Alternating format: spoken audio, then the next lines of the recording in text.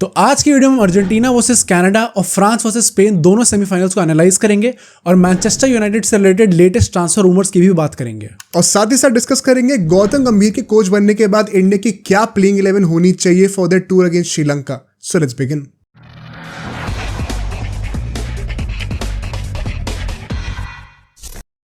तो ये podcast mark करता है एक नए एरा की in a lot of ways because Spain ने जिस तरीके से एक यंग टीम के साथ फाइनल्स तक पहुंचे हैं, इट काइंड ऑफ वो जो पासिंग ऑफ द बैटन जो होता है ना वो दिखाया है वहां पर। एम्बापे का एरा खत्म हो गया। खत्म हो गया। एक मीम में देखा था कि जब वो मेसी और एम्बापे की फोटो दिखाई थी इसमें वो हाथ में ला रहे हैं ऐसे वर्ल्ड कप फाइनल के टाइम पे, तो कहते हैं it was all just show, blood was actually a passenger a messenger who was transferring the legacy from Messi to Yamal. तो वो हो गया। अर्जेंटीना में भाई मतलब मेसी ने गोल तो मार ही दिया finally, but the way the team has been playing this is perhaps the last game of a lot of legends. बोल भी देना मेसी ने कि मेरा लास्ट कोपा बोल दिया उसने, ऑब्वियस था ही, राइट। एंड क्रिकेट की बात करी जाए तो गौतम गंभीर आ गया है, वो भी एक बहुत बड़ा एरा शुरू हो रहा है, उसको भी अच्छे से डिस्कस करेंगे। यूनाइटेड की बातें करनी है, वहां पे भी एक नया एरा शुरू हो रहा है। तो काफी फ्रेश स्टार्ट से काफी सारी टीम्स के लिए, एंड आई थिंक हम लोग को स्टार्ट करना चाहिए यूरो से। क्या हुआ वहां पे भाई? आई थिंक सेमीफाइनल से बहुत ज्यादा एक्सपेक्टेशंस थी and I am very happy that this semifinal lived up to the hype. अभी इंग्लैंड नेदरलैंड्स वाला मैच हुआ नहीं है भाई, हो सकता है कि वो एकदम ही बर्बाद कर दे पूरी हाइप को, but for this match Spain versus Germany दोनों बड़ी टीम्स हैं, अगर वो आपस में भिड़ती है तो you want to see some action. And as we said in the preview, हमने ये चीज बोली थी कि हो सकता है फ्रांस इस बार अपना जो नॉर्मल स्टाइल ऑफ प्ले है जो कि बहुत रिजर्व्ड रहा है इस पूरे यूरोज में, वैसा ना खेले। And I think exactly the same thing happened. क्यों ऐसा, क्या लगता है तुम्हें? आई थिंक पहली बात तो जब फ्रांस से पहली बार गोल मार दिया दे काइंड ऑफ न्यू कि they were going to get dominated by Spain.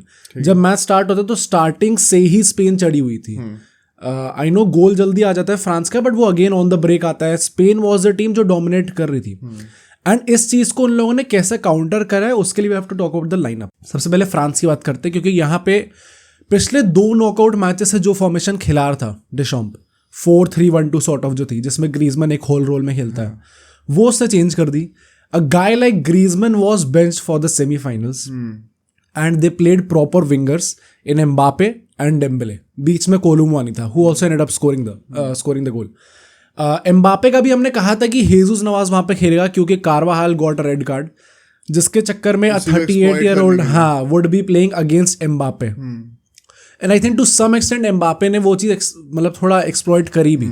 He had one of his better game. हाँ डेफिनेटली। कई लोग ये भी एट्रीब्यूट कर रहे हैं कि मास्क नहीं पहना हुआ था इसलिए फर्क पड़ा। पता नहीं भाई, वैसे उसने चीज बोली तो है कि मेरे को बहुत इरिटेशन होती है खेलते हुए मास्क से, बट आई स्टिल थिंक कि भाई इतना ज़्यादा गैप पड़ जाए एकदम से परफॉर्मेंस के बीच में तो थोड़ा सा तो हो सकता है just turn up for the game भाई, बिग गेम हो सकता है। बट स्पेन की बात करें तो उन लोगों ने भी 2 चेंजेस करे थे। एक तो ले नॉर्मन जिनको येलो कार्ड मिलके सस्पेंशन मिल गया था, उसके चक्कर में अपना नाचो आता है राइट में, एज आई सेड हेजुस नवाज खेलता है, एंड एक और था पेड्री इंजर्ड हो चुका है तो डैनी ऑल्मो खेल रहा था who also had a very good game. Right, वो तो भाई मतलब अंडररेटेड एमवीपी रहा है उनका वो। हाँ डेफिनेटली, उसकी गोल कंट्रीब्यूशन भी बहुत ज्यादा आए हैं इस बार यूरोज में। बट मैच में एज आई सेड की स्टार्टिंग से स्पेन डोमिनेट कर रही थी, बट वी गॉट टू सी कि एक प्रॉपर प्लान था फ्रांस के पास, इसलिए इट नेवर लुक्ड लाइक कि वो लोग बहुत ज्यादा पैनिक कर रहे हैं, हराम बॉल नहीं खेल रहे। हाँ राइट, उनके पास प्रॉपर गेम प्लान ये था कि हम लोग वेट करेंगे जब भी हमारे पास बॉल आएगी, उसके बाद हमारे पास जो 3 पेसी फॉरवर्ड्स हैं उसके थ्रू हम लोग गोल लगाने की कोशिश करेंगे। जो पहला गोल आता है उसमें भी उन लोगों ने बॉल जीती, देन अटैक करने जाते हैं, एम्बापे लेफ्ट फ्लैंक पे होता है अगेंस्ट हेजुस नवाज काफी ज्यादा स्पेस दे देता उसे, मतलब he should have tried to do something भाई, मतलब क्रॉस रोको तो एटलीस्ट, राइट, बट वो क्रॉस डालता है। ऑब्वियसली वहाँ पे जो सेंटर बैक्स थे हमारे नाचो और अपना लापोर्ट, उनका भी थोड़ा सा आई थिंक मिसकम्युनिकेशन था। पिन पॉइंट क्रॉस से एग्जैक्टली एम्बापे का क्रॉस की तारीफ करनी चाहिए, ऑलमोस्ट नियर परफेक्शन था, बिकॉज 2 बंदों के बीच में इस तरीके से वो बॉल डाली गई कि उन दोनों को जंप करने का भी एग्जैक्टली सिचुएशन नहीं मिली। It was actually pitch perfect, right, and उसके चक्कर में एक गोल आ जाता है। बट जो मेन बात होती है उसके बाद, क्योंकि स्पेन से ना मैं ये एक्सपेक्ट कर रहा था कि फ्रांस अब प्रॉपरली डिफेंड करेगी, ऐसा नहीं कि मतलब रिजर्व स्टाइल ऑफ पे रखेगी, बट इस पूरे टूर्नामेंट में France has been the team जो कि बेस्ट रही है डिफेंसिवली इस मैच तक। अब शायद स्पेन हो चुके हैं कि उन्होंने कम गोल कंसीड कर लिया, but in general it has been France भाई। पहले हाफ में थियो हर्नांडिस की जो परफॉर्मेंस थी इट वॉज ग्रेट एक्चुअली में, right, going forward as well काफ़ी अच्छा था एंड डिफेंसिवली तो अच्छा था ही था। एंड अगले सेकंड हाफ में भी कुंडे was जिसने प्रॉपरली डिफेंसिव मास्टर क्लास दी थी। easily Spain could have scored at least one more goal through अपना निको विलियम्स। हाँ राइट बट कुंडे ने सिंगल हैंडली बचा के रखा हुआ था। एंड स्पेन ने मतलब अगर हम सिर्फ उनकी गोल स्कोरिंग की बात करें तो it was legend down to individual brilliance. ऐसा नहीं था कि उन लोगों ने कुछ कटा के गोल मार दिया। टॉकिंग अबाउट इंडिविजुअल ब्रिलियंस, जो पहला गोल आता है जिसमें यमाल भाई राबियो ही था। राबियो ने मैच से पहले ये बोला था कि obviously Yamal has been good पूरे दिस टूर्नामेंट में but he will have to do more against us. उसको वो सॉर्ट ऑफ कुछ ऐसा फेक करता है जिसके चक्कर में उसे स्पेस ओपन अप होती है एंड उसके बाद भाई ही जस्ट ब्लास्ट ऑफ। जो कर्लर मारा उसने it was also near to perfection, मतलब वो रुक ही नहीं सकती थी भाई, चांस ही नहीं था बिल्कुल। But just to score that kind of a goal, and he is 5 years younger than me, in the Euro semi-final. भाई what a guy भाई, what a player actually man. Do you think he could be the player of the tournament for Spain अगर जीतते हैं तो? हो सकता है. I think it will be either Nico Williams or Yamal. But Yamal. Dani Olmo has to be there also. Dani Olmo is also a very good player. हाँ right, good shout. But in general, वो कोई young player of the tournament वाला award रखते हैं क्या ये लोग? I think नहीं होता शायद। अगर वो होगा तो डेफिनेटली यमाल को मिलेगा। हाँ राइट, मिलना चाहिए भाई। 16 साल का प्लेयर है भाई, मतलब लगता ही नहीं है कहीं से कि इतना छोटा है। बट जो वो गोल मारता है वो भी मतलब मुझे लग रहा था कि जा रही है जब उसने मारी भी थी, क्योंकि it was not a very fast shoot, proper precision था। एंड जब वो अंदर गई मैं तो भी सोचता था गई या नहीं गई है भाई अंदर, क्योंकि पहले पोस्ट पे हिट करती है। हाँ बट व्हाट अ गोल भाई, and what a way to equalize. Easily one of the goal of the season. हाँ राइट, डेफिनेटली। एंड स्पेन उसके ज्यादा वेट करती नहीं, within the next 4 minutes एक और गोल आ जाता है। वो भी भाई क्या था इस time Dani Olmo. And what you said in the live stream, इन लोगों की जो एक ड्रिल रही है जिसमें ये लोग बॉल ड्रिबल, मतलब क्या कहते हैं उस चीज को, उठा के ले जाते हैं बॉल, मतलब बेसिकली ग्राउंड पर टच नहीं होने देते एंड उसके बाद पास करते हैं पीछे, एंड उसको भी वैसे उठा के ले जानी पड़ती है, लाइक लाइन में लगे होते हैं, तो बेसिकली बॉल टच नहीं होती ग्राउंड पे। एंड इसमें हमने देखा कि वही जो कंट्रोल रहा उसका on the ball in the air, मतलब उस बंदे ने, डैनी ओल्मो ने फेक कर दिया चुआमेनी को इन द एयर। उसने उस बॉल को हवा में टच करा, उसका दूसरे फेक कर दिया। And a very good finish also. कुंडे से लग के जाती है बॉल अंदर, बट रिगार्डलेस वो जा रही हो नहीं लगती तो भी चली जाती है। नहीं दिया, तभी नहीं दिया क्योंकि वो वैसे भी अंदर जाते। But crazy goal again from Danny Olmo, and इसके चक्कर में स्पेन लीड करती है। एंड आई थिंक सबको ये लग रहा था कि डेफिनेटली और गोल्स आने वाले हैं, बट अल्टीमेटली पूरे मैच में और गोल आते नहीं है। एंड फर्स्ट हाफ की बात करें तो पोजेशन वाइज भी स्पेन ऐसा नहीं था कि एकदम डोमिनेट करके रखा था।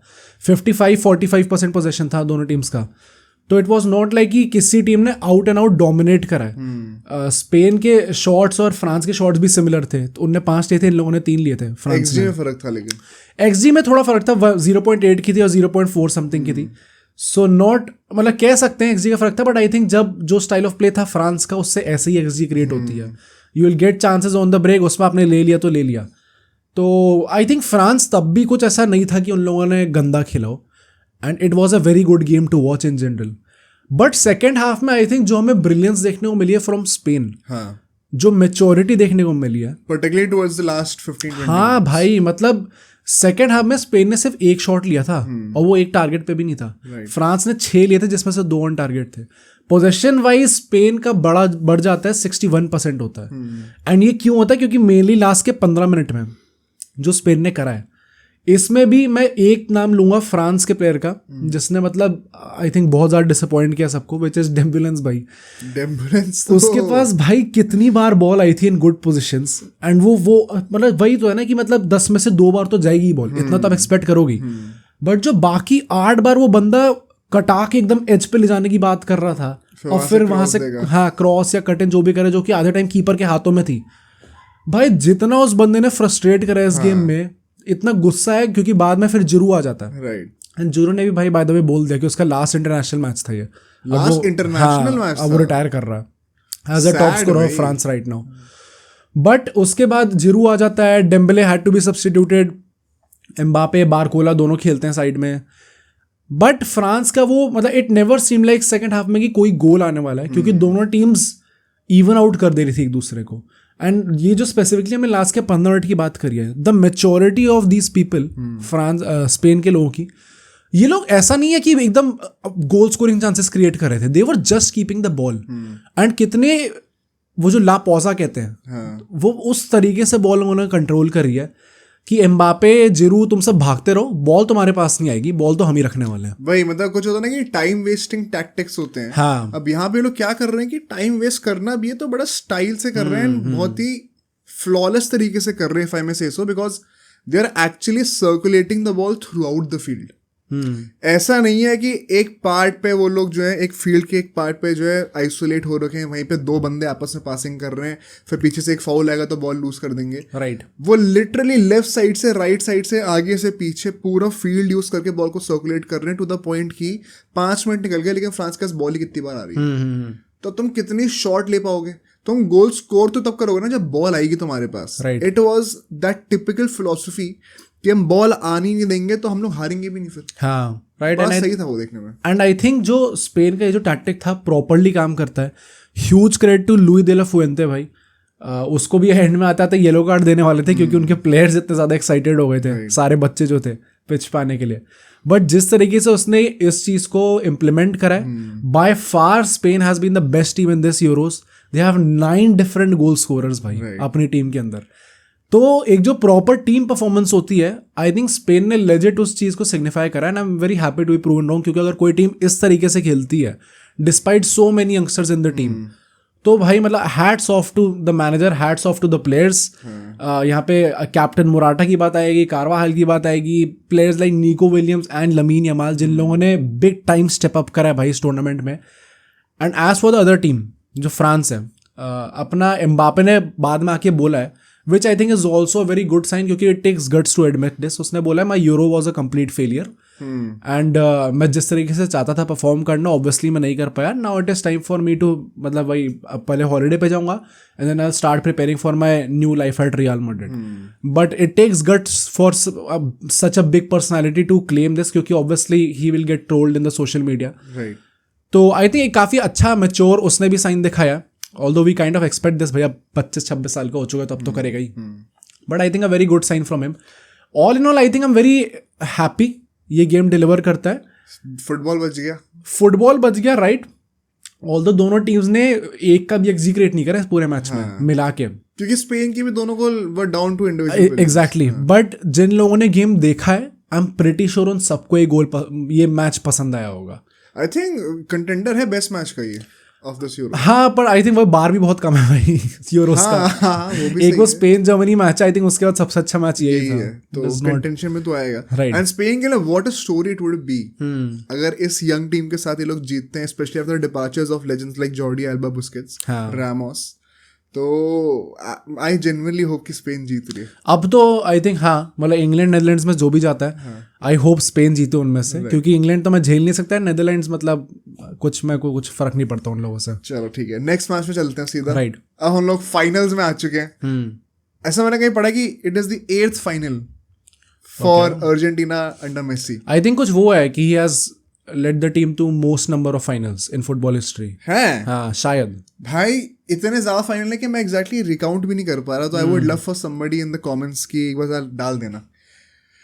टू स्टार्ट विथ, हम लोगों ने लास्ट टाइम डिस्कस किया था कि कैसे अगर अर्जेंटीना को जीतना है तो they will have to turn up and switch on their game, because Ecuador के अगेंस्ट जैसा खेले थे वो it was not that level. ठीक है.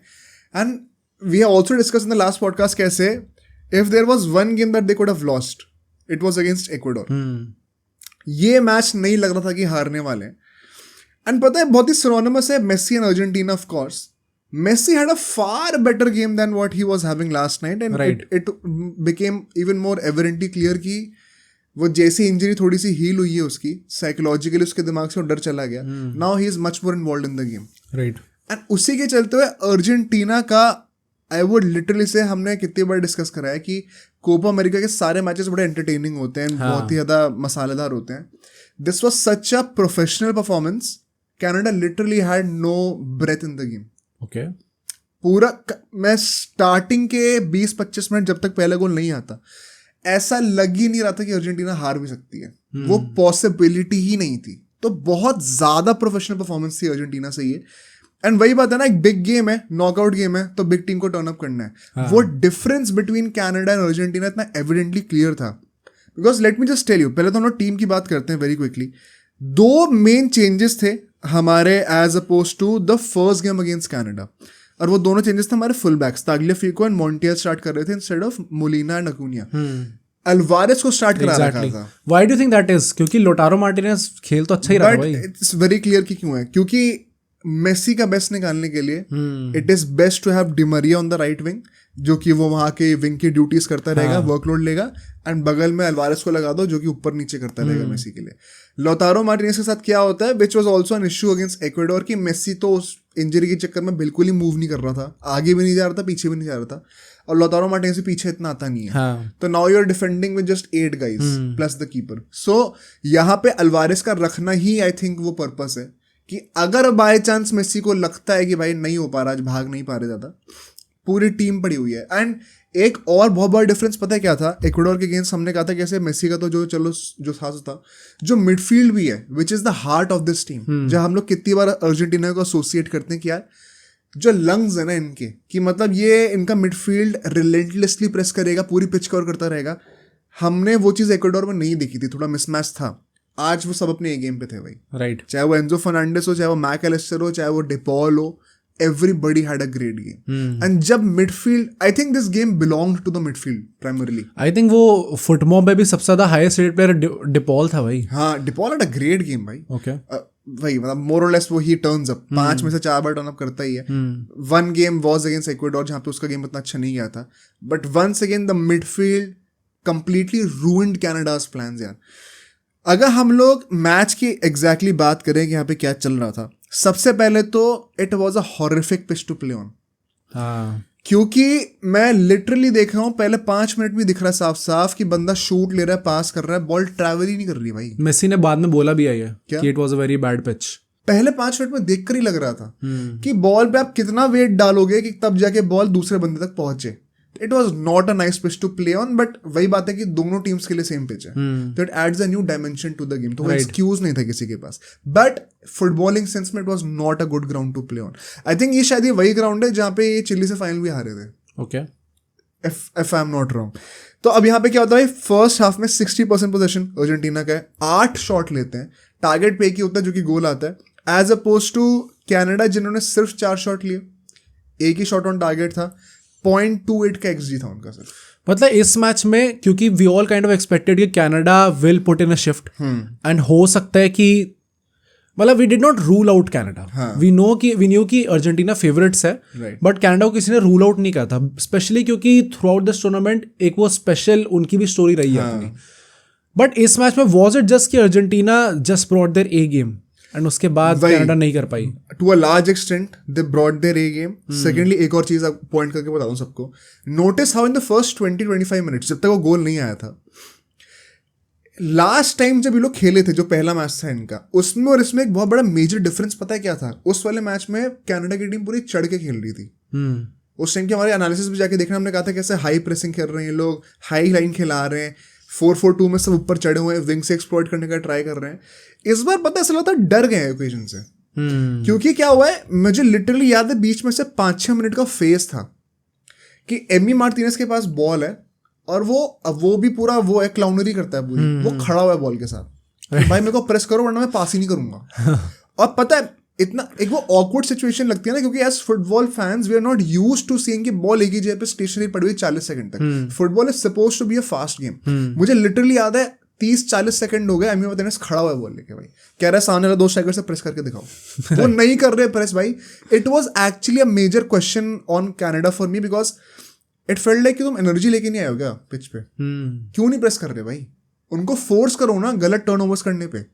एमी मार्टिनेज से पूरा क्लाउन शो कर रहा है, भाई मैं नहीं करूंगा पास, तुम जब तक नहीं करोगे। हाँ, वो लिटरली ऐसे करके खड़ा हो गया था भाई, कमर पे हाथ रख के, और वो that actually signified the difference between the two teams, कि एक बंदा, एक टीम इस बिग ओकेजन से इतना ओवरऑल हो चुकी है, इतना ज्यादा मेंटली सकम कर चुकी है उस सिचुएशन पे, that they are not even in the right senses to press right now. Right, एक बहुत ही सटल ऑब्जर्वेशन है, बट ये एक्चुअली में अगर तुम रिप्ले देखोगे हाईलाइट्स में आके तुम्हें शायद दिखेगा, अगर हाईलाइट्स में लोगों ने पार्ट रखा है तो। एक टैक्टिकली भी बड़ा इंटरेस्टिंग स्विच था। यहाँ पे अर्जेंटीना ने क्या करा, Enzo Fernandez was the CDM. अब वो दोनों सेंटर बैक्स के बीच में ड्रॉप कर रहा था बहुत एविडेंटली, वरना यूजुअली ऐसा होता नहीं है। And you would see the full backs being pushed forward, तो it actually turn into a 3-4-3। 3 at the back, midfield में अपना Tagliafico and Montiel on the wings, बीच में डेपॉल एंड मैकलिस्टर, एंड ऊपर जो 3 फॉरवर्ड थे बहुत नैरो थे, बिकॉज यू वुड नॉट सी कि मेसी जो है वो सेकंड स्ट्राइकर की तरह खेल रहा है and Di Maria as a right mid खेल रहा है। डिमारिया बहुत ज्यादा टक्ड इन था, मेसी एकदम बीच में, and Alvarez supposedly centre forward could shift to the left also. Okay, and then as per the need जब डेविस को ऑक्यूपाई करना होगा तो डिमारिया राइट पे शिफ्ट कर जाएगा, which is also I think it was a great tactical ploy by Scaloni कि Davies अब मेसी को मार्क करे या डिमारिया को मार्क करे। हाँ, एंड इन जनरल भी डेविस ने खुद ही चीज बोली है।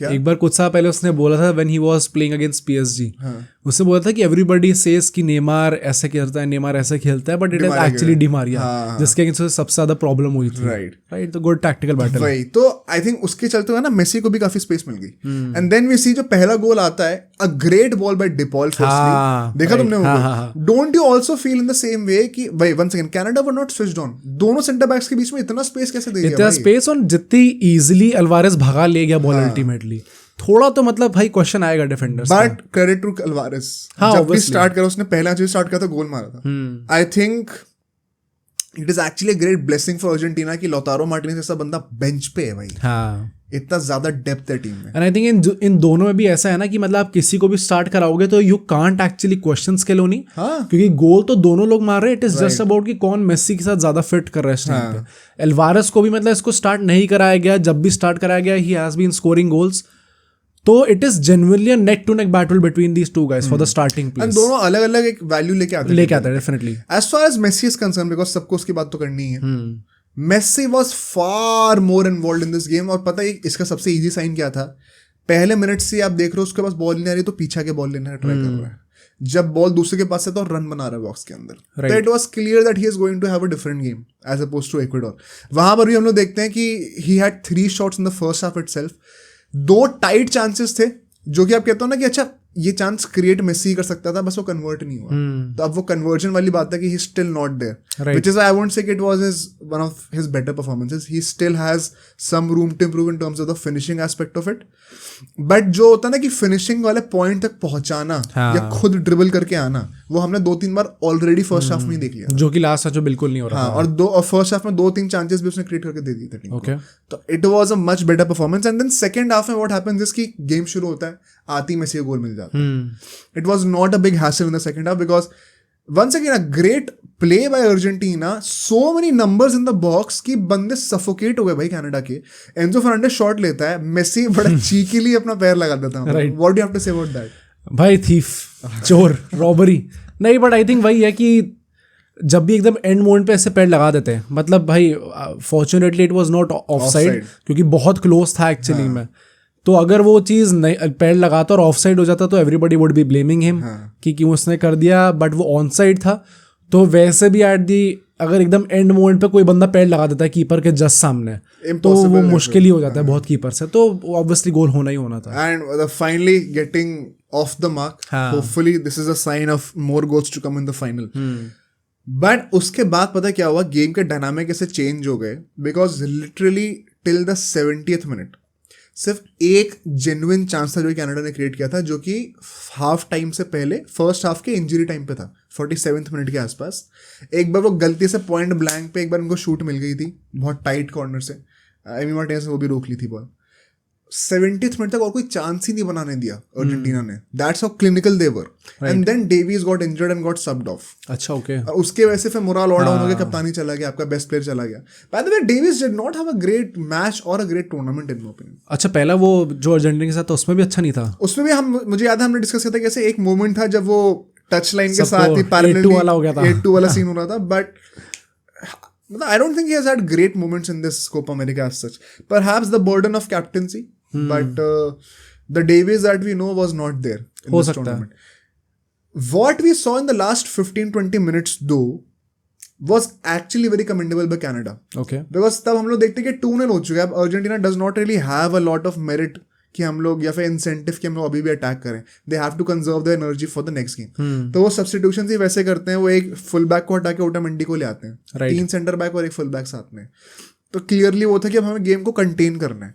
अब उसमें क्या होता है, Canada now they have nothing to lose, तो वो रिलेंटलेस अटैकिंग करना शुरू कर देते हैं टू द पॉइंट कि इतना ज्यादा पोजेशन रखते हैं वो. आई थिंक हार्डली अर्जेंटीना के पास बॉल आई है आखिरी के 15-20 मिनट में, कि till the end of the game I think statistics को जैसे हो गए थे कि they had 49% of the possession. Okay, Argentina के पास सिर्फ 51% पोजेशन ही बचा हुआ था.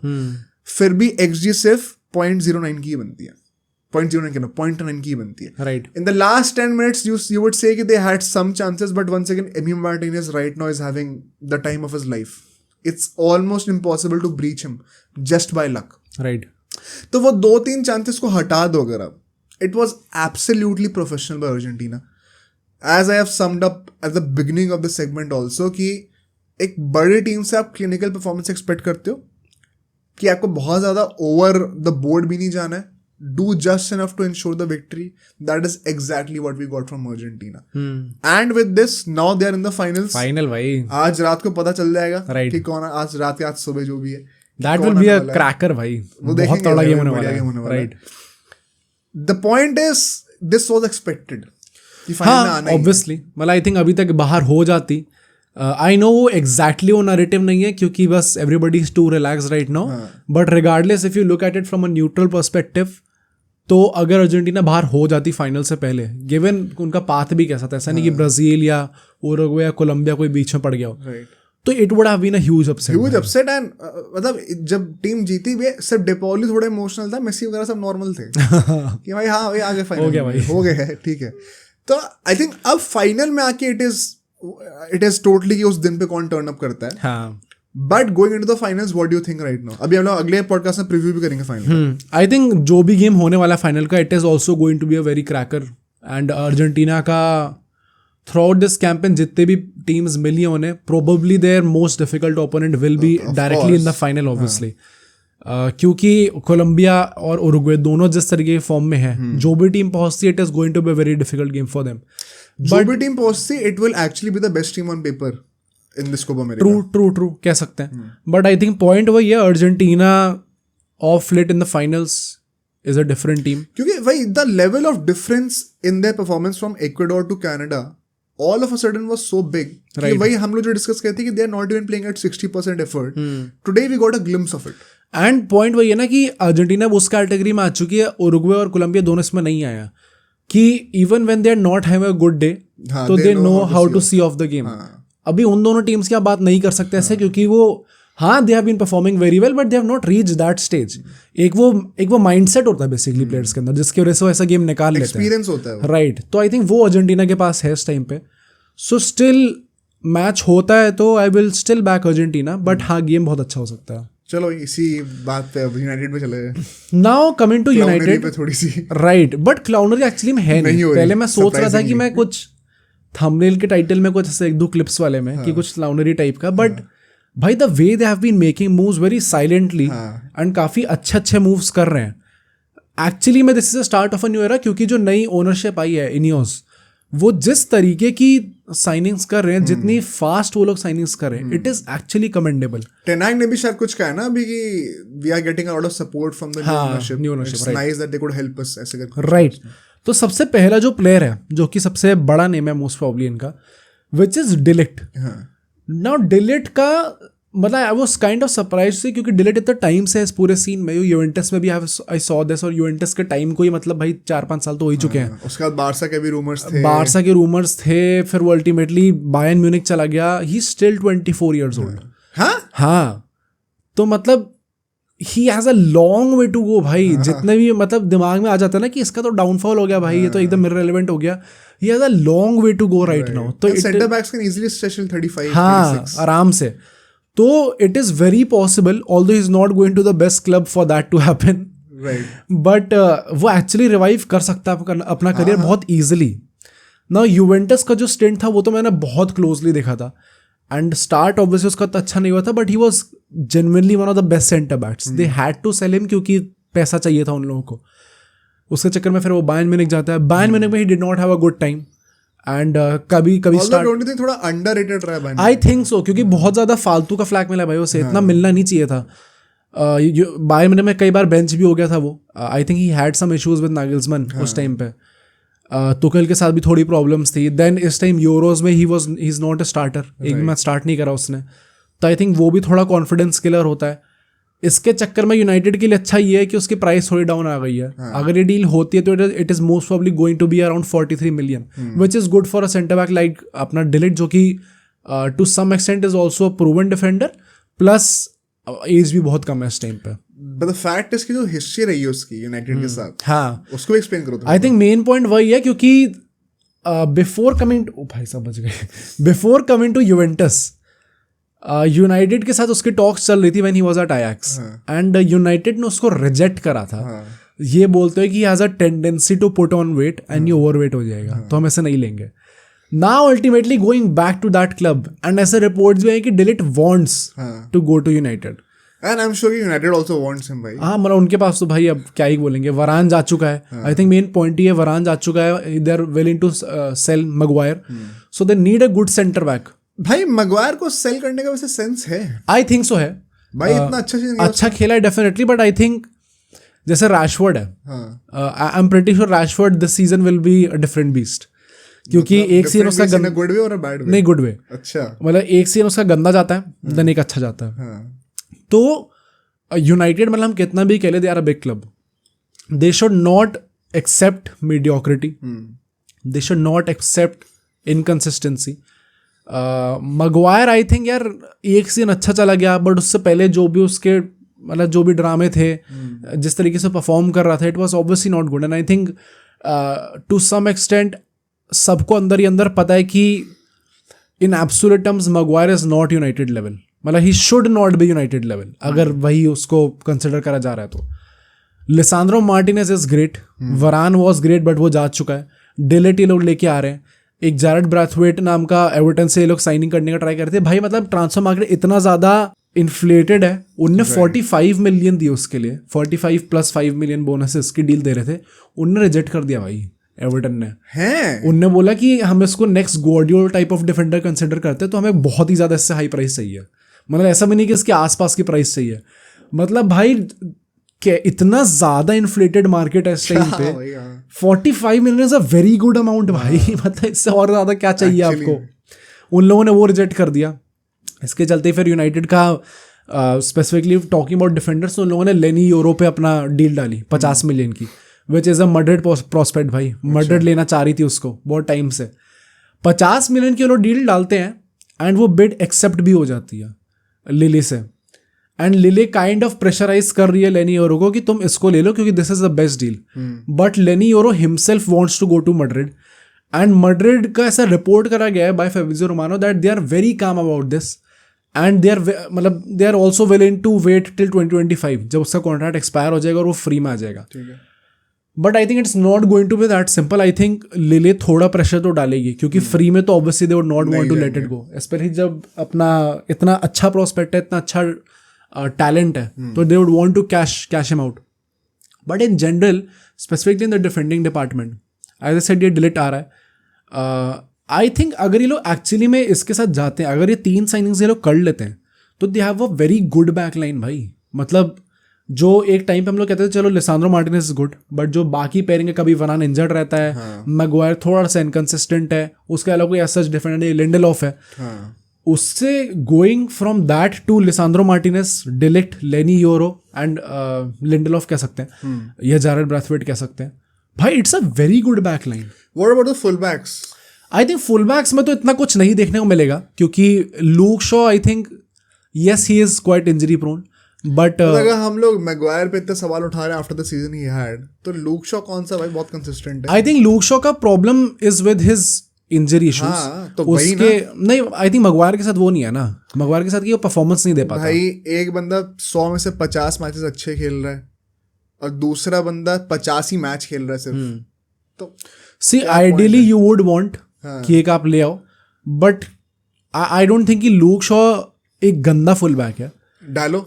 डालो तो भाई उसका वो गया भाई क्या वो प्लेयर ऑफ द सीजन रहा उनका, तो वो I तो mean, we क्यों ही saw what जाएगा। happened in the Euros. उसको बेंच कर दिया ना, I would not even blame him भाई, मतलब उसको चांसेस दिए ही नहीं गए कायदे के। एक वो मैच था उसके चक्कर में फिर पूरा उसका टूर्नामेंट ही बेंच हो गया। आई थिंक डालो तो नहीं सेंस बनता है यार, मतलब प्लेयर ऑफ द सीजन आपका रहा है, you would not want him out. Plus Wan Bissaka भी is a good backup option. उधर भी अगर मलासा खेलता है इफ ही इज फाउंड भाई, क्योंकि उसका तो this is a conspiracy theory क्या कि यूनाइटेड ने मलासिया को मार दिया है एंड अब now they are covering it up, क्योंकि वो बंदा गायब है भाई, पता नहीं कितना टाइम से वो दिखता है, ना ट्रेनिंग में दिखता है, तब से क्या रखा है वो इंजर्ड है, कहीं पे नहीं दिखता भाई वो बंदा, तो थोड़ा वियर्ड है। बट आई थिंक अगर आ जाता है तो he is also very good backup option. तो हाँ आइडियली यू वुड वांट कि भाई लूक शॉ से ज्यादा कंसिस्टेंट एक प्लेयर आपको मिले, but I think he is not that big of a problem. So if you just look at this, तो इनकी जो पूरी बैकलाइन बन रही है it is genuinely quite good and it is highly commendable कि कितना इनियोस ने आते ही कितना अच्छे से इन्वेस्टिंग स्टार्ट करी है एंड कितने क्वालिटी प्लेयर्स पे इन्वेस्ट कर लो, ऐसा नहीं कि ब्लाइंडली पैसा फेंक रहे हैं। There's always a temptation कि आप एक ज्यादा फ्लैशी साइनिंग करो, which is always a forward. Right तो to invest in the back line, would you have expected this from the Glazers? मतलब आई थिंक ग्लेजर तो मैं नहीं करता। वो ऐसा करते कि पहली बात तो ट्रांसफर मार्केट एकदम एंड होने का वेट करते और फिर एंड होने पे एक एंटनी जैसा प्लेयर लाते हैं जो कि 100-120 मिलियन का होता है। फॉरवर्ड वही मैं कह रहा हूँ। हाँ राइट, फॉरवर्ड होता। तो एक वो प्रोजेक्ट बनाने के लिए it is very important to have good owners and initially लोग इतना अच्छे से इन्वेस्ट कर रहे हैं, तो अगेन भाई टेन हैग को बस अपनी जॉब करनी है, right he does not have to focus on anything else. इसके बाद ही मतलब ये जो भी कर रहे हैं ना, this is also in favour of Ten Hag but also against him in the sense कि अब उसका प्रेशर और ज्यादा होगा, he have to deliver with this players specially this backline. And talking about backline, अभी और जो प्लेयर्स जो साइन करने की बात हो रही है, जाने की बात हो रही है, एक प्लेयर है अपना कैसिमेरो। ऑब्वियसली कैसिमेरो का ऐसी न्यूज आई कि they are willing to sell him and थोड़ा सा अजीब है, he is just 32 years old भाई। कैसिमेरो को अनरियल डाउनफॉल हुआ हाँ। पिछले 1.5 साल में। आई थिंक पिछले सीजन में, क्योंकि उससे पहले तक तो he was potentially the player of the season जब उन्होंने जिताया था यूनाइटेड को। उसके from going from that to this, क्योंकि लास्ट सीजन तो उसका जेन्युइनली मतलब he was one of the worst CDMs in the league. उस टाइप की उसकी परफॉर्मेंस गई है with just being 32 years old, तो बहुत ही अनरियल डाउनफॉल रहा है। And United also very smart in this कि वो लोग चाह रहे हैं कि सऊदी आ जाए लेने, सऊदी कुछ बिल्ड डाले ताकि पैसे तगड़े आ जाए अंदर। तो very smart move from United again. And I very honestly think कि अगर ये चीज़ जाने की बात होती है कैसिमेरो की, तो दे शुड, मतलब ऑब्वियसली इट इज़ नॉट, थोड़ा सा गंदा लगता है ऐसे बोलते हैं क्योंकि मर्डर लेजेंड है वो, but ideally they should let him go, क्योंकि जो उसके नेक्स्ट इन लाइन CDMs आए हैं, अमराबाद की डील ये लोग देर स्टिल थिंकिंग कि वो लोग करते हैं नहीं करते, बट कोबी मेनो जिस तरीके से स्टेप अप करा है, आई थिंक कोई मैंने बहुत अच्छा स्टेप अप कर रहा है, बट आई थिंक उसको बहुत जल्दी बहुत ज्यादा हाइप कर दिया है लोग भाई, इंग्लिश हाइप। यार आई थिंक जितना अभी तक खेला है उतना वो डिजर्व तो कर रहा है राइट नाउ, बट वही है कि क्या वो उस चीज़ को सस्टेन कर पाता है, क्योंकि इवन मतलब लोग कह सकते हैं लमीन यमाल को बहुत ज्यादा हाइप मिल गई है, but he is consistently performing and still he is not supposed to be a starter in every game. हाँ, तो उसके बाद बोनस है। क्या कह रहे हो, कैसे मेरे को निकाल के हर गेम में स्टार्ट कराओगे, तो वो तो नहीं होना चाहिए ना। आइडियली नहीं होना चाहिए, बट आई थिंक किसने बोली थी भाई, यूनाइटेड का एक लेजेंड था, उसने ये चीज बोली थी कि if you are good enough you are old enough. बेटा ये बातें बोलने में अच्छी होती हैं जब शरीर सपोर्ट नहीं करेगा ना। नहीं आई थिंक सी कुछ प्लेयर्स तो होते हैं जिनके साथ ये चीज प्रॉब्लम होती है, and going by how things are going right now, I think हो सकता है लमीन यमाल के साथ भी हो जाए जिस तरीके से उसे खिला रहे। बट आई थिंक वो जो चीज़ थी बोलने वाली ये कि भाई सब कहने की बात होती है, आई थिंक कुछ वो प्रिविलेज जो था प्लेयर्स के पास उस चीज़ का, आई थिंक वो चला गया अब। मतलब अब वो तो प्रोटेक्टेड है नहीं एक्चुअली में from the club and the national team as well. National team में तो चलो तब भी उसको ऑन एंड ऑफ कराया, कभी स्टार्ट कराया कभी नहीं कराया, but from club I think वो जो यंगस्टर्स को जो एक प्रोटेक्शन मिलती थी, इवन मेसी रोनाल्डो को जो मिलती थी बचपन में, आई थिंक वो चीज़ अब जा चुकी है प्लेयर्स से। जो भी यंगस्टर्स हैं, जब गावी आया था we saw that with Gavi, we saw that with Ansu Fati, we saw that with Pedri, we are seeing that with Lamine Yamal, now we are seeing with Kobbie Mainoo. I think ये सब players हैं जिनको like they have to start and they have to deliver as well. इतनी ज़्यादा pressure बढ़ चुका है players के ऊपर। तो हाँ, मतलब कैसिमेरो को रखने में प्रॉब्लम नहीं है, बट पॉइंट वही है कि इस टाइम पे यूनाइटेड का हाईएस्ट पेड प्लेयर कैसिमेरो है। तो do you want someone who is not performing in day out? तो are you getting a replacement for him या फिर तुम सिर्फ बैकअप्स पे? एज ऑफ नाउ ऐसी कोई न्यूज़ नहीं आई कि रिप्लेसमेंट करेंगे. दे हैव सेड कि अगर कैसिमेरो बिक जाता है तो will look for a replacement. अच्छा. तो अगर वो चीज़ कर दे तो it is well and good. But Casemiro से अगर बेचते हैं, सऊदी एक अच्छी डील लेके आ रही है, तो भाई मतलब आई think it is a very mouth watering deal होगी. डू यू थिंक कैसिमेरो अगर बिकेगा तो फिर अमराबाद भी बिकेगा? फिर वो थोड़ा सा इम्प्रॉबेबल नहीं हो जाएगा? They are still making a decision Amrabat. अभी तक यही न्यूज़ आई है कि अभी तक कुछ पक्का नहीं है. दे आर स्टिल थिंकिंग क्या उन्हें या तो एक और सीजन लोन पे लेना है, या फिर उसे परमानेंट करना है, या फिर उसे वापस जाने देना है. आई थिंक ये दोनों इंटरट्वाइंड है दोनों साइड. हो सकता है कैसिमेरो जाता है तो they will have to stay with Amrabat. Perhaps because sir आप बेसिकली कह रहे हो कि मैकटोमिनी ने डबल पिवट स्टार्ट कर रहा है विद कोबी मैन. हाँ, यू डोंट वांट दैट. तो आई थिंक एक बैकअप तो एटलीस्ट होना ही चाहिए. तो I think at least one of them stays and then one of them will have to go. Right. Both of them can not continue in this season. Definitely. And एक जो forward है जो कि obviously it is going to create a lot of controversy, which is Greenwood. Greenwood Getafe में था अभी, and in some 36 appearances he scored 10 goals and gave 7 assists. So I think it was a good season by him. He's still I think 21-22 years old. तो बहुत ज़्यादा as भी नहीं है उसकी. And Getafe is not willing to buy him क्योंकि पैसा थोड़ा ज़्यादा देना पड़ेगा. बट मार्से आई है लेने, एंड मार्से में जो अभी उनका नया मैनेजर डिजर्बी आया वहाँ पे, अपेरेंटली उसका मेन टारगेट है ग्रीनवुड को लाना. एंड ग्रीनवुड भी I think he is right now quite desperate to find a new club. So वो जो भी क्लब आ जा रहा है उसकी यही न्यूज़ आ रही है कि वो तो चाहता ही है कि भाई ले लो मुझे कुछ भी करके, and he is very excited to play there. तो but why is it so? मतलब यूनाइटेड का ये स्टांस आ गया है क्लियर. मतलब लोगों ने ऑफिशियली नहीं बोला है, बट पैसिवली जो जो उनके एक्शंस रहे उससे it has been very clear. ये तो उन लोगों ने बोल दिया कि clearly they are going to sell him. But point वही है कि आई थिंक यूनाइटेड इस टाइम पे ट्रांजिशन कर रही है, एक न्यू ओनर्स भी आए हैं. तो दे वुड नॉट वांट कि कुछ ऐसा टाइप का allegation I won't say, but ऐसा एक बात चलने लग जाए मार्केट में कि potentially someone who was a criminal उसको वो लोग खिला रहे हैं, which is very sad for the guy, क्योंकि ultimately he was proven innocent नहीं, बट मतलब बेसिकली हाँ लैक ऑफ एविडेंस. मैं अपने दोस्तों से बात कर रहा था एक बार, तो वो कह रहे थे कि of course legally speaking if you're not proven guilty you are supposed to be innocent and you should be treated that way. But we have often seen कि लड़कों के साथ ऐसा नहीं होता है. एंड अब देखो मैंने पूरे एकदम डिटेल में कभी इस केस को एक्सप्लोर करा नहीं, तो मैं एकदम वेल वर्स्ड हूँ भी नहीं. As for lot of my friends also वो कहते, लेकिन कि जो रिकॉर्डिंग्स थे जो सब था, जो प्रूफ था, कहते इट वॉज प्रिटी क्लियर कि कुछ करा है इसने गलत. वो रिकॉर्डिंग तो उसने वो स्टोरी पे डाल दी थी, वो फोटो भी डाली थी उसने, मैं तो देखा था. बट मतलब अब वही है ना कि it is very easy to morph all of these. Exactly. But some of people, मतलब at least my friend, some of them genuinely believe कि इट वॉज वेरी एविडेंट कि ये एक्चुअली में उसने कुछ गलत काम करा है. एंड वो फिर सुलझा दिया गया बिकॉज फिर पैसे दे दिए होंगे जो भी होगा. बट एक्चुअली में he was a criminal. But वही ना, वी कैन नॉट, मतलब वी शुड नॉट ऐसे, जब वो बंदा गिल्टी प्रूव नहीं हुआ तो हम कैसे बोल रहे हैं. Specially when now they are kind of together and they are having a baby, तो वो तो और भी ज्यादा अजीब लगता है भाई. right. मुझे लगता है कि अगर वो गिल्टी नहीं है तो फिर उसको ये सब झेलना क्यों पड़ रहा है. Which is unfortunate. जस्ट मतलब उसमें ना हम कुछ कर सकते हैं, ना आप एग्जैक्टली यूनाइटेड को ब्लेम कर सकते हो, क्योंकि उन पे भी फिर अल्टीमेटली नाम उनका कीचड़ में जाएगा.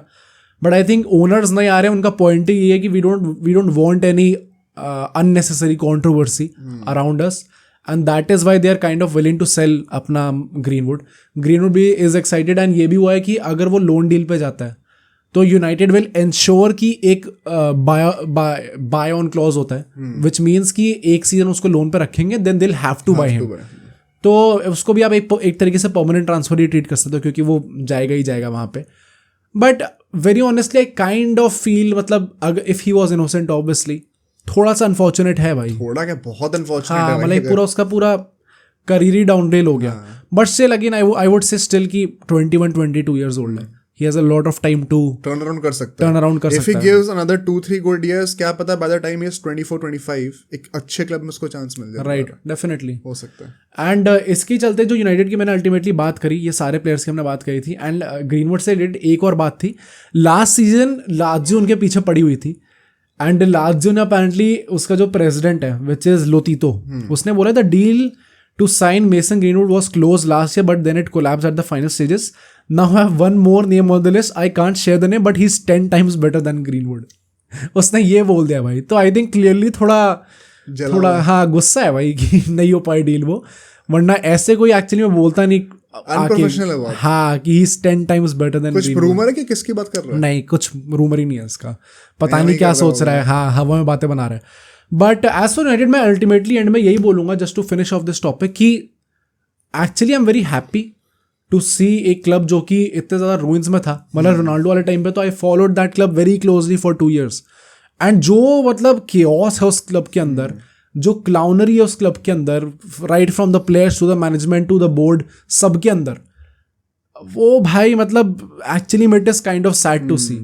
एंड फाइनली जब ये चीज़ें ठीक हो रही है, इवन ओल्ड ट्रैफर्ड को रेनोवेशन कराने की बात कर रहे हैं, ओल्ड ट्रैफर्ड भी भाई बीच में जो वीडियोस आई थी कि ऊपर से पानी झरना गिर रहा है, नीचे पानी भरा फ्लड पर रखा है, वो भी इतना अजीब लगा था भाई कि this is one of the most epic stadiums, most legendary stadiums in football history, and उसकी ये हालत है। एंड जो ओनर्स उनको कुछ फर्क ही नहीं पड़ रहा है। ऐसे सुनने में आया कि ट्रेनिंग फैसिलिटीज भी अपग्रेड इंप्रूव कर रहे हैं, राइट। तो जो रोनाल्डो चाह रहा था वो फाइनली अब हो रहा है धीरे धीरे। At what cost? हाँ at what cost, but very happy for United in general. Now let's move on to, चलो भाई क्रिकेट की बात करते हैं। एंड टू स्टार्ट विद, सबसे पहले तो it is a very historic day for all the Indians, because जो एक बहुत ही बड़ा, मैंने हर्षा बोल के ट्वीट पढ़ा था कि the biggest open secret in the Indian cricket circle right now is finally revealed, and it is so true because everybody was anticipating कि गंभीर कोच बनने वाला है। Now it is official, and I think ये signing, अगर signing कह सकते हैं इसको, तो it is a one of a kind.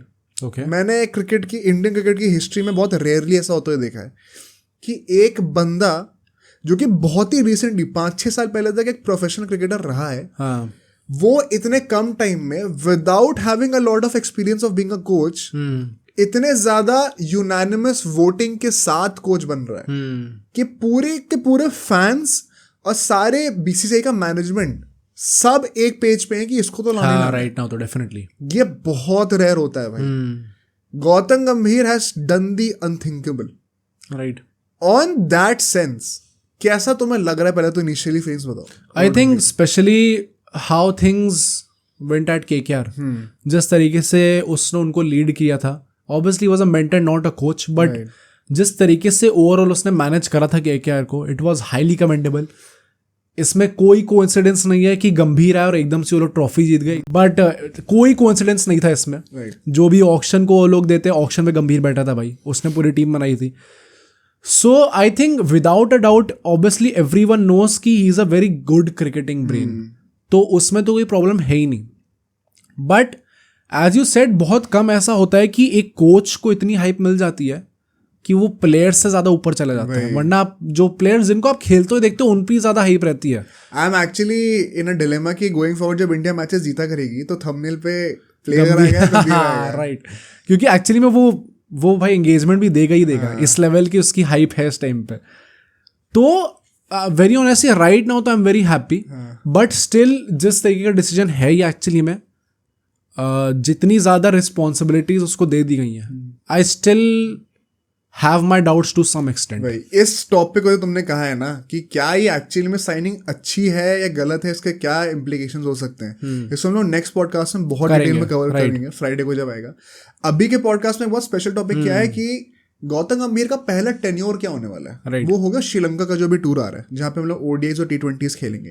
And अभी सबसे बड़ी न्यूज ये आई है कि विराट कोहली, रोहित शर्मा और जसप्रीत बुमराह उस टूर से रेस्ट ले चुके हैं, वो नहीं जाने वाले वहां पे। सबसे पहला जो क्वेश्चन आता है, बिकॉज अब हम लोग गौतम गंभीर के अंडर इनकी प्लेइंग 11 बनाएंगे कि इंडिया की प्लेइंग 11 क्या हो सकती है। बट टू स्टार्ट विद, ये तीनों प्लेयर्स रेस्ट क्यों कर रहे हैं एग्जैक्टली, ये पूछना जरूरी है। बिकॉज वर्ल्ड कप खत्म हो गया, अर्ली जुलाई में खत्म हो गया वर्ल्ड कप, 29 जून को इनफैक्ट खत्म हो गया। उसके बाद पूरा जुलाई आपने खाली ले लिया, बिकॉज आप जिम्बाब्वे वाले टूर पे तो नहीं जाने वाले थे, and rightfully so, but Sri Lanka को भी आपने स्किप कर दिया है। एंड अगस्त में कोई मैचेस नहीं है surprisingly. I don't remember the last time कि इतना 1-1.5 महीने का गैप इंडियन क्रिकेट में कब था भाई। राइट, कुछ ना कुछ तो हो ही रहा होता है। डायरेक्टली सितंबर में बांग्लादेश वाली सीरीज आएगी, आई थिंक कुछ 7 अगस्त तक ये सीरीज है श्रीलंका की, एंड देन 19 सितंबर से बांग्लादेश की सीरीज है। 1.5 महीने का गैप, ऑलमोस्ट 1.5 महीने का गैप है। इट इज अनइमेजिनेबल कि इतना गैप अपने कैलेंडर में कैसे निकाल लिया मॉडर्न क्रिकेट में। मुझे याद नहीं है लास्ट कब हुआ था, if anybody remembers please feel free to comment. But अगर आपको ऑलरेडी 1.5 महीने का गैप बीच में मिल रहा था, एंड द फैक्ट इज आपको चैंपियंस ट्रॉफी अगले साल जो है उससे पहले सिर्फ 6 ODIs खेलने को मिल रहे हैं, 3 against Sri Lanka and then 3 against England in January just before Champions Trophy, Feb में चैंपियंस ट्रॉफी है। तो अगर सिर्फ 6 ODIs आपको खेलने को मिल रहे हैं, why would you want to miss out on those games? Because ये पता सिर्फ बात प्लेयर्स की नहीं है, ये बात सिर्फ विराट कोहली, रोहित शर्मा, बुमराह की नहीं है। गंभीर के ऊपर कितना बड़ा बर्डन आने वाला है कि he will basically get just 3 ODIs against England next year, जब वो अपनी फुल स्ट्रेंथ वाली टीम फिगर आउट करके खिला सकते हैं। And then he has to कि दिमाग लगाए अपने कि क्या कॉम्बिनेशन बैठे, क्या टैक्टिक्स होनी चाहिए, किसको कहाँ बैटिंग करानी, कहाँ बॉलिंग करानी है। सिर्फ 3 मैचेस मिलेंगे उसको। आई थिंक इसको इस एंगल से भी देखें तो last time they played an ODI match was I think the world cup, नहीं वर्ल्ड कप के बाद साउथ अफ्रीका, हाँ राइट, दिसंबर जनवरी के आसपास। एंड उसके बाद वो डायरेक्टली अगले साल जनवरी में खेलेंगे ODI। 2024 में सिर्फ 3 ODIs हैं, हाँ, जो कि वो मिस कर रहे हैं। उसके बाद वो डायरेक्टली अगले साल खेलेंगे, 1 साल बाद ODI खेलेंगे। And very honestly it would not have been that big of a deal अगर राहुल द्रविड़ अभी भी यहाँ पे होता, क्योंकि he is so used to with all these players, उसे पता है क्या खिलाना है।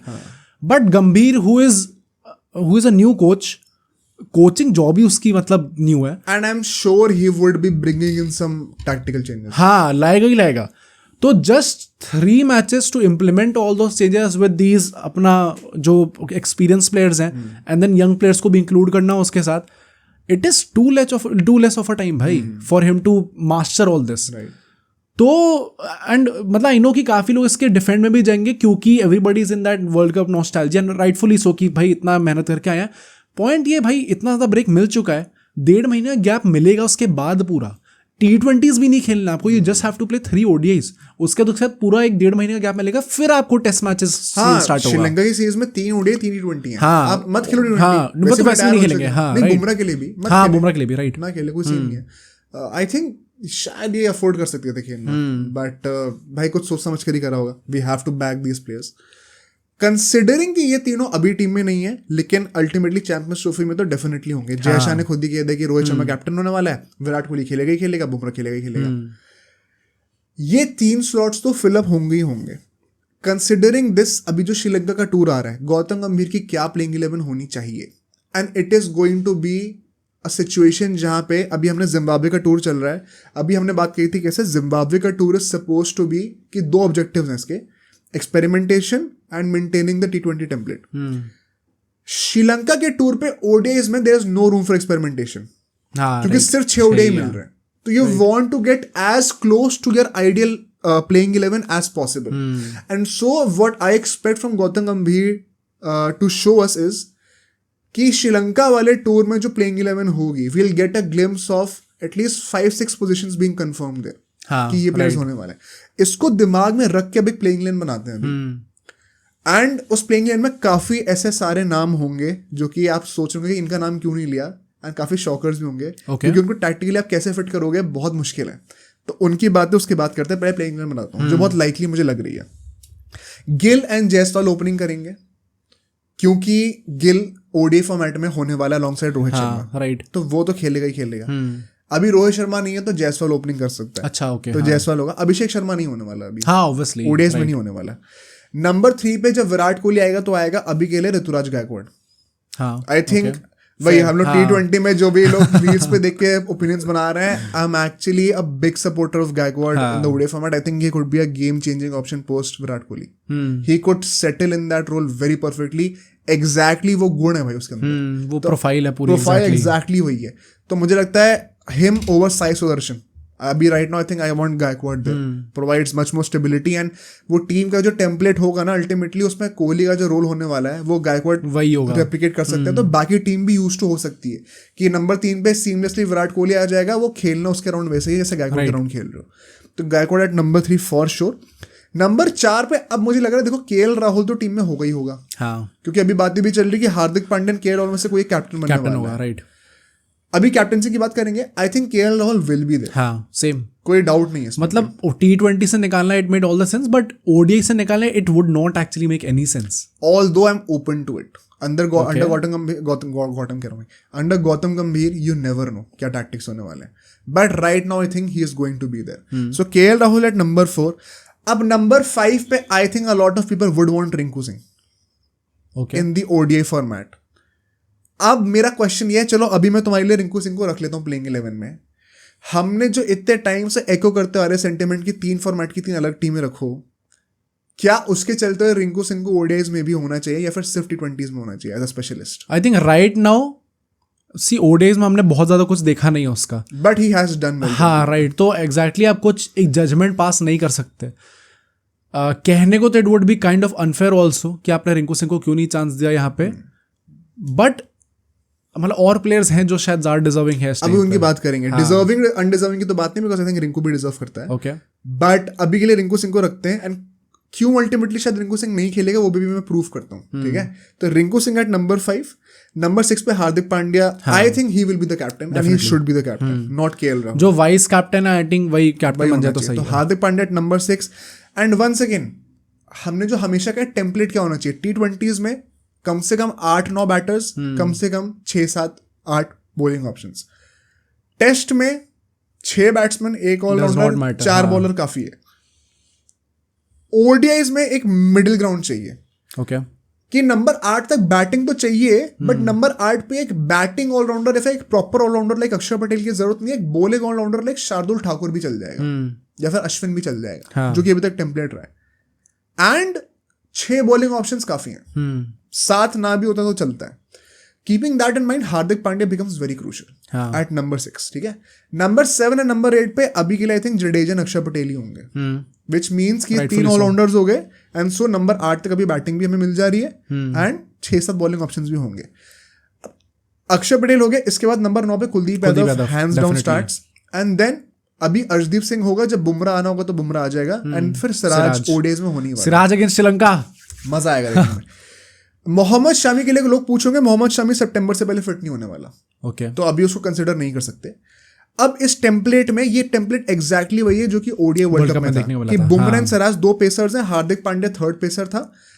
उसके साथ अब शार्दुल ठाकुर भी था पेस बॉलिंग करने के लिए, बट अभी हमने उसकी जगह पे 3 स्पिनर रखे हुए, जडेजा, अक्षर, कुलदीप।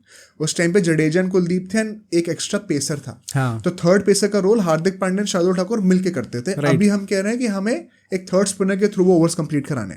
श्रीलंका में मैचेस है तो हम ये अफोर्ड कर सकते हैं, हाँ, ठीक है। बट अब जरा इसको टैक्टिकली ब्रेक डाउन करते हैं इस लाइनअप को। Let's once again repeat it very quickly. Gill and Jaiswal opening, Gaikwad at number 3, फिर केएल राहुल, फिर रिंकू सिंह, फिर नंबर 6, नंबर 7, नंबर 8 पे हार्दिक, जडेजा एंड अक्षर पटेल जो कि ऑलराउंडर्स हो गए। Last 3 bowlers Kuldeep, Arshdeep and Siraj. आप यहाँ पे देखोगे कि आपके पास 6 बॉलिंग ऑप्शंस हैं, Hardik, Jadeja, Axar and then the 3 bowlers. And batting भी नंबर 8 तक है, तो पूरा सॉर्टेड है यहाँ पे, बैलेंस, कोई प्रॉब्लम नहीं है। अगर हम लोग इसमें बात करें साथ के साथ स्क्वाड में और कौन से लोग होने चाहिए इस टूर के लिए, जो कि डेफिनेटली प्लेइंग 11 के कंटेंशन में भी होंगे। सबसे पहले साई सुदर्शन आई थिंक हो सकता है, ओके, क्योंकि उसको रखा हुआ है कंटेंशन में and you want to keep him in the scheme of things. Similarly Tilak Varma, ये 2 बंदे ऐसे हैं जिनको आप चाहते नहीं कि एकदम ही सीन से हट जाए, तो you will at least keep them in the squad. मैं ये नहीं कह रहा प्लेइंग 11 में आने वाला है, बट सीन के अंदर रखने के लिए रखेंगे, ठीक है। Same goes for Washington Sundar, हाँ, okay, he was also there in the South African tour, खेला भी था वो मैचेस। ये 3 पेयर ऐसे होंगे जो कि मतलब वो specially Tilak Varma and Washington जो कि ऑलराउंडर वाला रोल प्ले कर सकते हैं, तो इनको you want to keep them in the scheme of things कि चैंपियंस ट्रॉफी 2025 के बाद एक नई टीम निकालना पड़ेगा, हाँ, कुछ लोगों के साथ, तो उसमें आप इनको कंटेंशन में रखना चाहते हो, तो ये लोग just for the scheme of things team के अंदर हो सकते हैं। अब कौन से ऐसे प्लेयर हैं जो कि स्टार्ट भी कर सकते हैं? सबसे पहले संजू सैमसन, राइट, जिसने भी 100 मारी अपने लास्ट ओडीआई में। I think there is a chance कि उसको आप स्टार्ट कराओ। कोई ऋतुराज गायकवाड की जगह नंबर 3 पे संजू सैमसन को आप देख सकते हो, विकेट कीपिंग ऑप्शन भी मिल जाएगा, विकेट कीपिंग ऑप्शन मिल जाएगा। वैसे तो केएल राहुल है, हाँ, या फिर आप रिंकू सिंह की जगह भी संजू सैमसन को देख सकते हो स्टार्ट करते हो। अब रिंकू सिंह का इसीलिए खेलना थोड़ा मुश्किल हो जाता है। बट भाई स्टिल मतलब लगता है कि रिंकू सिंह, मतलब कितने लोग क्यों इसके पीछे पड़े हुए हैं कि स्टार्ट कराना है, क्योंकि at times you have seen कि हमें एक वो जो प्रॉपर फिनिशर रोल होता है, मतलब रिगार्डलेस लोग टी20s में बहुत ज्यादा इंपॉर्टेंस देते हैं इस चीज को, बट मतलब we saw the same thing with Dhoni as well. हमें क्यों धोनी इतना पसंद था ओडीआई फॉर्मेट में भी, क्योंकि एक वो फिनिशर था नीचे, जो कि वो पूरा they can see off the game. And Rinku Singh I think he has shown both qualities. एक वो finishing, out and out finishing वाली रोल भी करता है जो कि उसने टी20s में दिखाई है। At the same time I think he has that calibre to also, मतलब थोड़े एक लंबी इनिंग्स खेलने का भी जानता है वो, तो इसलिए आई थिंक लोग पीछे पड़े भी हुए रिंकू सिंह के कि खिलाना चाहिए उसे। तो मतलब एज अ केकेआर फैन मैं तो चाहूंगा ही खेले, बट मेरा पॉइंट वही है कि भाई इंडिया के लिए जो परफॉर्म करो उसको खिलाओ, अब चाहे वो संजू सैमसन हो चाहे रिंकू सिंह हो।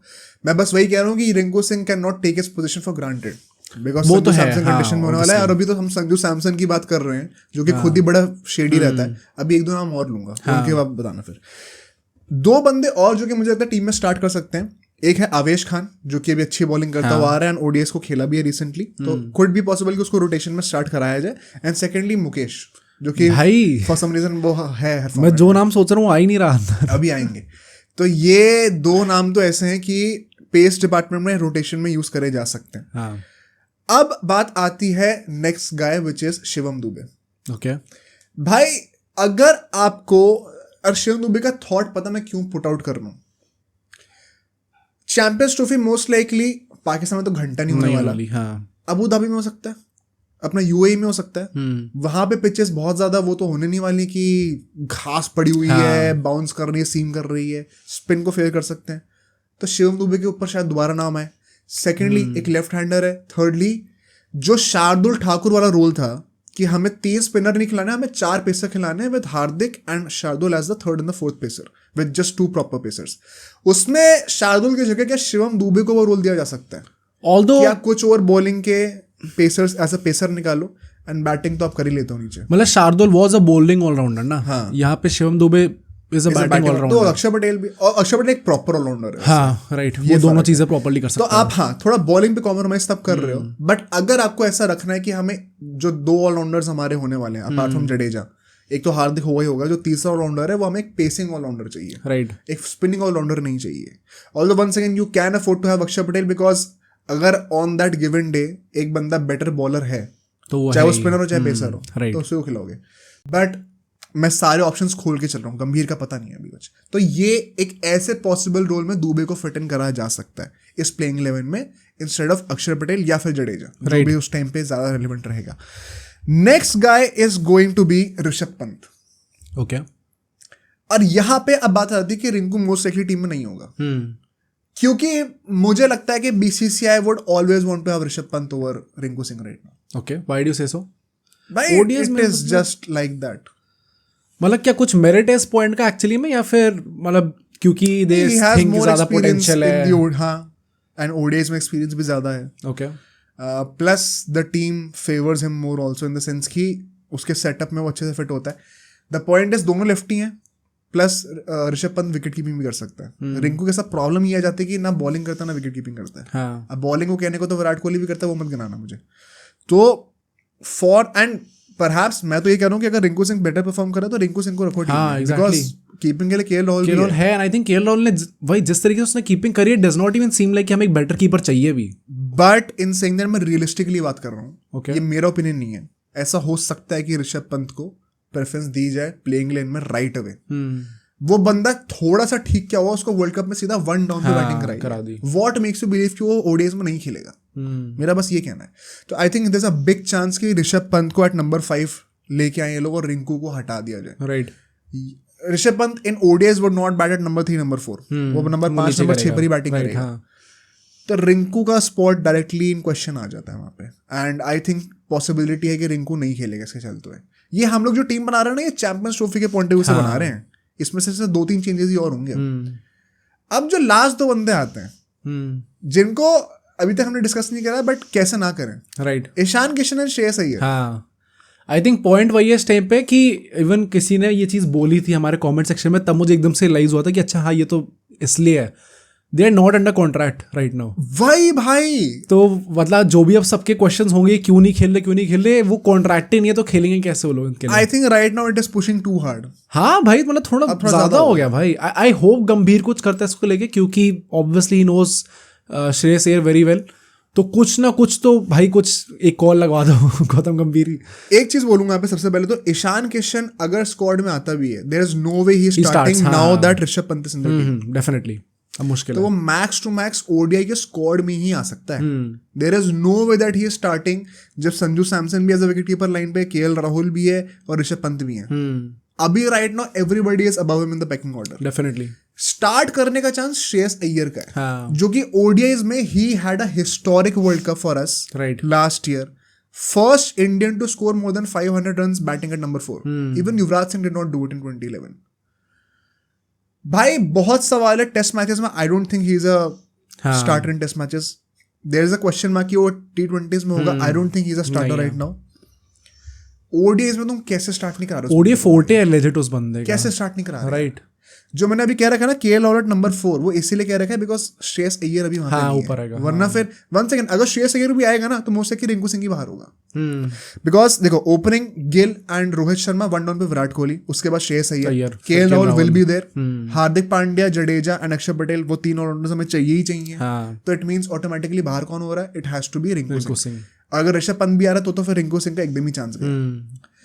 For that reason I think भाई with the form that he had, I am picking him more Rinku Singh right now. He has more experience. It makes more sense also लेना एक बंदा जो आपके लिए वर्ल्ड कप में एक historic campaign deliver करके आया है.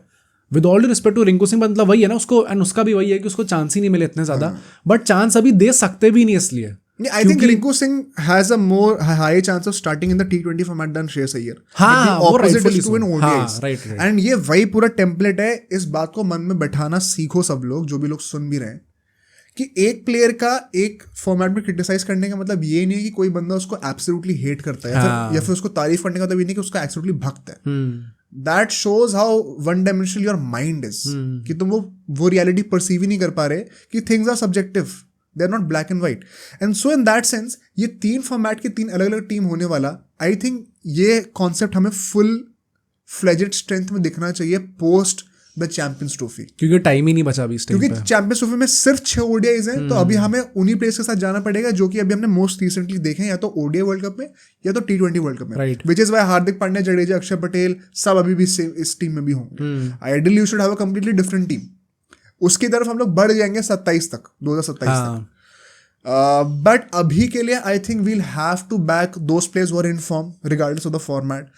एंड उसमें अगर श्रेयस अय्यर जैसा बंदा नहीं है who had such a great form particularly in ODIs, मतलब मुझे समझ में आ रहा क्या करे और बंदा उसमें. बहुत ही ज़्यादा थोड़ा अनफॉर्चुनेट केस है. एंड मैं वही कह रहा था ना, उस दिन भी हमने जो वीडियो में बोली थी ये चीज़, आई थिंक ईशान किशन के लिए बोला था हमने, T20s के लिए, जिम्बाब्वे टूर के लिए, उसमें हमने बोल दिया था. बट वही किसी बंदे ने कॉमेंट करा ये चीज़, तो तब मेरे दिमाग में एकदम स्ट्राइक करा, अच्छा हाँ ये तो कॉन्ट्रैक्ट के अंडर ही नहीं है भाई, तो खेल ही नहीं सकते. तो हाँ I think what you said about कि बोलने का पर्पस तब भी ये था, कॉन्ट्रैक्ट में क्यों नहीं ला रहे अभी. हाँ क्यों नहीं ला रहे, राइट. आई थिंक वही है कि मतलब थोड़ा ज़्यादा पुश करा जा रहा है इस चीज़ को. ठीक है, मतलब अगर मान भी लिया गलती हो गई तो हो गई, बट अब थोड़ा कॉम्प्रोमाइज़ नहीं कर सकता ना एकदम ही, मतलब just because of one match से आप एकदम ही हटा दो उन लोगों को पूरे सीन से, जस्ट पूरा करियर ही खराब हो गया उन लोगों का. तो अनफॉर्चुनेट है भाई, थोड़ा ज़्यादा अजीब है. अनफॉर्चुनेट बहुत है. बट इसी के चलते हुए to sum this up, Champions Trophy में हमें किस टाइप की लाइनअप भी देखने को मिल सकती है, अर्ली प्रेडिक्शन हो, considering the Sri Lankan tour. Rohit and Gill would be opening. Jaiswal का आई डोंट थिंक अभी टाइम आने वाला ओडीआईज में. नंबर 3 पे Virat Kohli is going to be there. अगर श्रेयस अय्यर को कॉन्ट्रैक्ट नहीं मिलने वाला तो नंबर 4 पे केएल राहुल आएगा. ठीक है. नंबर 5 पे now it opens up a spot for a wicket keeper या फिर Rinku Singh. I think right now it is going to be Rishabh Pant. मैं रियलिस्टिकली बता रहा हूँ, मेरी लाइनअप नहीं है, रियलिस्टिकली बता रहा हूँ. तो नंबर 5 पे ऋषभ पंत होगा. फिर 6, 7, 8 पे हमारे 3 ऑलराउंडर्स, हार्दिक, जडेजा, अक्षर पटेल.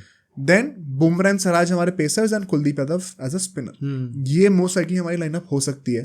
थोड़े बहुत फेरबदल हमें देखने को मिलेंगे, but I am pretty damn sure Rohit Sharma ने जिस तरीके से वाइड बॉल पे वो ऑलराउंडर्स की अहमियत को एम्फेसाइज करा है, एंड उस पर डबल डाउन अब गंभीर करेगा. हाँ. गंभीर तो खुद ही कहता है कि ये सब करो. There is no way that we are not going to, मतलब वो जो सब लोग कहते थे ना वर्ल्ड कप में कि शमी को क्यों नहीं खिला रहे, वो इसलिए नहीं खिलाते थे. एंड वो दिख गई थी हमें कमी वर्ल्ड कप फाइनल में, कि नंबर 8 पे बैटर चाहिए होता है.